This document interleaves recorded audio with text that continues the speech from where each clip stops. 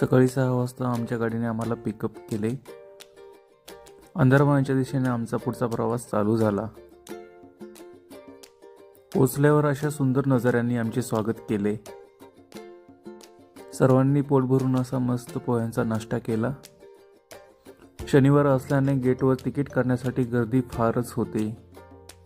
कसेबसे ticket मिळवून आम्ही आतमध्ये प्रवेश केला आणि इथे फोटो काढणे तर कंपल्सरी होतेच. पुढे जाऊन आम्ही आमचा 14 किलोमीटरचा अंदरबनचा ट्रेक चालू केला. पुढे आम्हाला असे उंच हिरवे डोंगर आणि धबधबे पाहायला मिळाले.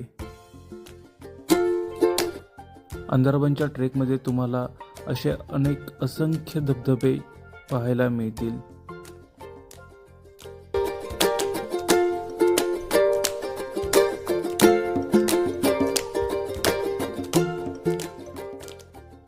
ट्रेक खूप मोठा असल्याने आम्ही एका जागी न थांबता आमचा पुढचा प्रवास चालू केला.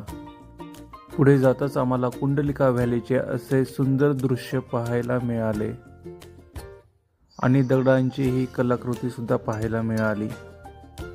शेवटी या सुंदर धबधब्याचा निरोप घेऊन आम्ही आमच्या परतीच्या प्रवासाला सुरुवात केली. खरंच अंदरबन हा एक सर्वांनी करावा असा एक पावसाळी ट्रेक आहे.